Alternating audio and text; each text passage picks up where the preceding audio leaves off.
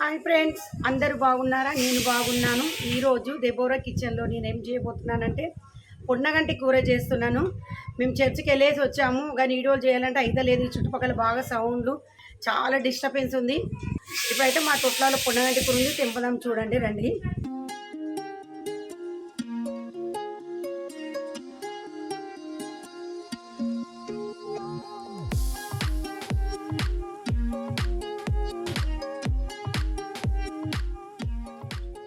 Friends, ఇక్కడ కూడా పొన్నగంటి ఇక్కడ కూడా ఉన్నాయి. ఇక్కడ కూడా తెంపుతున్నా నేను. లోపల కూడా తెంపినాయి, ఇక్కడ కూడా ఉంది. అంటే అన్ని తొట్లాలే పెట్టేసిన నేను.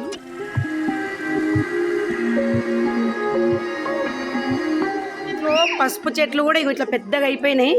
ఈ పసుపు ఎట్లా తీయాలో నాకు అర్థమైతలేదు. ఇవి పెట్టి 5-6 నెలలు అయిపోతుంది. పసుపు చెట్లు అంటే అది నేను నర్సరీలో నుంచి తెచ్చి పెట్టాను. మరి ఇది ఏందో ఎలా తీయాలో తెలియదు. ఇదైతే మొత్తం ఇట్లా పెద్దగా అయిపోయినాయి, బాగా చాలా బలంగా అయిపోయినాయి చెట్లు అయితే.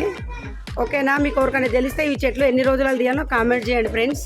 స్కూల్ బంద్ ఉండి అల్లరి ఎట్లా చేస్తారు, నాకు చాలా డిస్టర్బ్ చేస్తుంది. వీడియో చేయాలంటే ఈ పిల్లలతోటి మస్తు అల్లరి అయిపోతుంది. ఎలా చేస్తారు చూడండి. ఓ పిల్లలు చూడండి. ఒకసారి హాయ్ చెప్పండి అందరు. ఇటు రండి మెల్లగా. పొన్నగంటి కూర అయితే అంతా ఒలుచుకున్నాను కదా, ఒలిచేసి అంతా కడిగి మంచిగా శుభ్రంగా జర కట్ చేసేసిన అనమాట. సన్నగా కట్ చేసుకున్నా. ఇప్పుడైతే పొయ్యి మీద నూనె పెట్టుకున్నా. నూనెలో ఒక 3 పావుల నూనె పోసిన. అలా కొంచెం జీలకర్ర ఆవాలు వేద్దాం. జీలకర్ర వేస్తున్నాం, కొంచెం అంతా జీలకర్ర. తర్వాత కొంచెం అంతా పెసరపప్పు వేస్తున్నాం, కొద్దిగా అంతా పెసరపప్పు. ఇప్పుడైతే ఒక ఉల్లిగడ్డ కోసుకున్నా. ఈ ఉల్లిగడ్డ కూడా వేసేస్తున్నా. ఉల్లిగడ్డ వేసేసుకొని ఈ పప్పు ఇవన్నీ ఇట్లా మంచిగా ఇట్లా నూనెలో కొంచెం ఫ్రై చేసేసుకుంటే అయిపోతుంది. కొంచెం అంతా పసుపు వేసుకుందాం. కొంచెం అంతా పసుపు వేసుకుందాం. పసుపు వేసేసి ఇది కూడా కొంచెం పసుపు ఇలా కలిపి వేసుకోవాలి.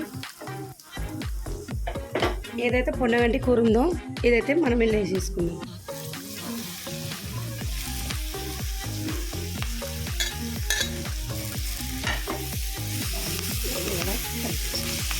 మూత పెట్టినాం.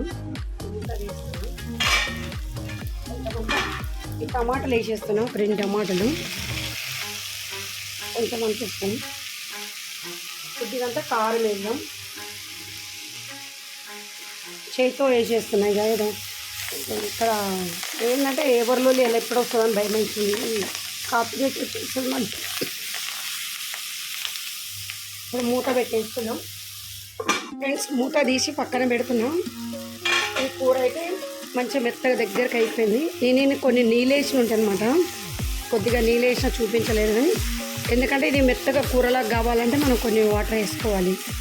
టమాటా వేసినాం కాబట్టి ఇది కూరలాగా అయిపోతుంది అనమాట. మంచిగా మెత్తగా అయిపోయింది. ఒక 2 నిమిషాలు అయితే అయిపోతుంది. కొత్తిమీర చల్లుకొని తీసి పక్కన పెట్టేస్తున్నాం. ఓకేనా? కూర అయితే రెడీ అయిపోయింది. కొంచెం కొత్తిమీర చల్లేసి స్టవ్ బంద్ చేసేస్తున్నా. స్టవ్ కూడా బంద్ చేసేసి కొత్తిమీర వేసినావు కాబట్టి అంతా కలుపుకోవాలి. ఇంతే, పొన్నగంటి కూర రెడీ అయిపోయింది